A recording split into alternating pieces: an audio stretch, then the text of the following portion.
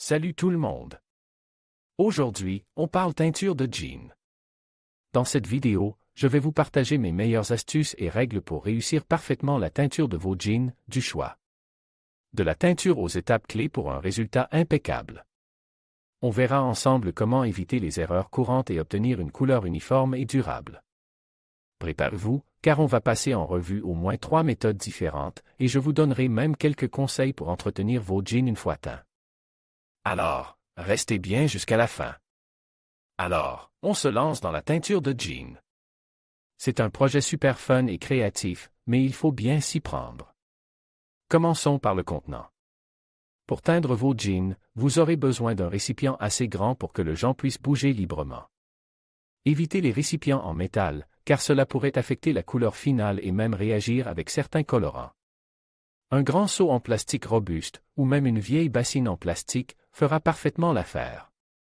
Assurez-vous qu'il est propre, sans résidus de déterge ou autres produits qui pourraient interférer avec la teinture. L'idéal est d'utiliser un récipient que vous n'utiliserez plus pour autre chose après la teinture, car il risque d'être taché de façon permanente. Pensez aussi à la taille de votre jean. Un jean large nécessitera un récipient plus grand qu'un jean skinny. Maintenant, parlons de ce que vous pouvez teindre. En théorie, vous pouvez teindre presque n'importe quel jean, qu'il soit en coton, en lin ou même en un mélange de fibres. Cependant, les résultats peuvent varier selon la composition du tissu. Un jean 100% coton prendra la couleur plus facilement et uniformément qu'un jean contenant des fibres synthétiques. Les fibres synthétiques peuvent repousser le colorant, résultant en une couleur moins intense ou des zones non teintées.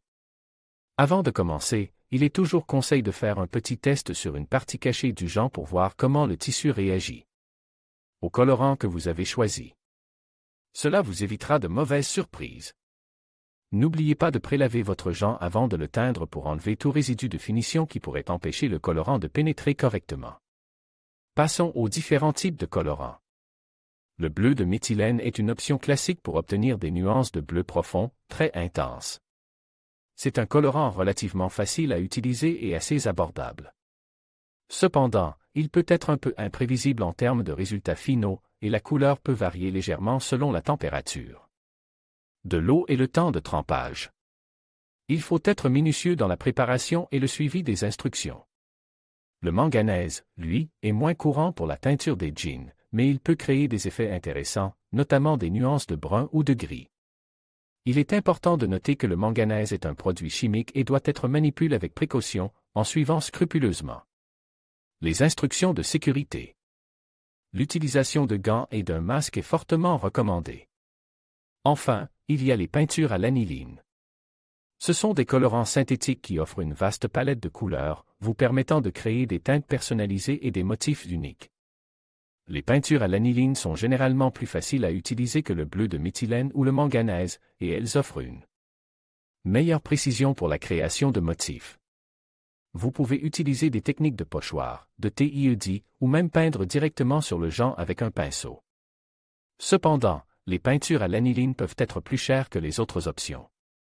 Il existe une grande variété de marques et de types de peintures à l'aniline, alors prenez le temps de choisir celle qui convient le mieux à votre projet et à votre budget. N'oubliez pas de bien rincer votre jean après la teinture pour enlever tout excès de colorant et fixer la couleur. Et voilà, vous êtes prêt à créer vos propres jeans uniques et personnalisés.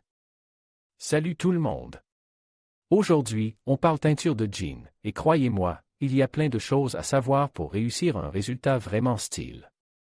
On va commencer par les peintures acryliques, car c'est une option super accessible pour débuter. Les peintures acryliques, c'est vraiment le top pour la personnalisation de jeans. Elles sont faciles à trouver, dans toutes les boutiques de loisirs créatifs, et il existe une gamme incroyable de couleurs. L'avantage principal? Elles sèchent rapidement, ce qui est un gain de temps considérable. Mais attention, il faut bien choisir sa peinture. Privilégiez les peintures acryliques textiles, spécialement conçues pour adhérer au tissu. Les peintures acryliques classiques risquent de craquer au lavage. Pour une meilleure tenue, appliquez toujours plusieurs couches fines plutôt qu'une seule couche épaisse. Et n'oubliez pas de laisser sécher complètement entre chaque couche, on parle au minimum de TWO, voire plus selon l'épaisseur de la peinture et la température ambiante. Pour fixer la couleur, un passage au fer à repasser à l'envers, sans vapeur, est indispensable. C'est une étape cruciale pour garantir la durabilité de votre teinture. On peut aussi utiliser un fixateur textile pour une protection supplémentaire, mais ce n'est pas obligatoire avec les peintures acryliques textiles de bonne qualité. Ensuite, parlons des techniques de délavage, ou comme on dit, des garennes. C'est une méthode qui permet de créer des effets vintage, vraiment tendance. Pour ça, il existe plusieurs techniques. On peut utiliser du papier abrasif à grains fins pour frotter délicatement certaines zones du Jean, créant ainsi des effets d'usure cible. On peut aussi utiliser de l'eau de javel diluée, mais attention, c'est une technique qui demande beaucoup de précautions. Il faut absolument protéger sa surface de travail et porter des gants. Appliquez l'eau de javel avec un pinceau ou un vaporisateur, en travaillant par petites zones pour contrôler le résultat. Rincez abondamment à l'eau claire dès que vous obtenez l'effet désir. N'oubliez jamais que l'eau de javel est corrosive, donc soyez prudent. Une autre technique consiste à utiliser une pierre ponce pour créer des effets plus doux et moins agressifs. L'important, c'est d'expérimenter et de trouver la technique qui vous convient le mieux pour obtenir l'effet désir. Passons maintenant aux peintures en poudre. C'est une technique plus technique, mais qui offre des résultats exceptionnels, notamment pour des teintes uniformes et profondes. Les peintures en poudre sont généralement utilisées avec un fixateur spécial, souvent vendu avec la peinture. Il faut suivre scrupuleusement les instructions du fabricant, car chaque marque a ses propres spécificités. En général, il faut mélanger la peinture en poudre avec de l'eau chaude, puis appliquer le mélange sur le Jean à l'aide d'une éponge ou d'un pinceau. Une fois sec, il faut fixer la couleur en passant le Jean au four à basse température, toujours en suivant les instructions du fabricant. Attention, cette étape nécessite une surveillance constante pour éviter tout incident. Les peintures en poudre permettent d'obtenir des couleurs très intenses et durables, mais elles demandent un peu plus de savoir-faire. Enfin, on arrive à la partie la plus créative, la création de dessins et de motifs. Là, l'imagination n'a plus de limite. Avec les peintures acryliques, vous pouvez réaliser des motifs à la main, à l'aide de pochoirs, ou même en utilisant des techniques de TIED pour des effets plus abstraits. Les possibilités sont infinies.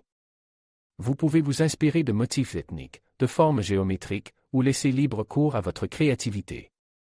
N'hésitez pas à utiliser différents outils, pinceaux, éponges, coton-tige. L'important est de s'amuser et de laisser parler son imagination. Et n'oubliez pas de prendre des photos de vos créations pour les partager avec nous.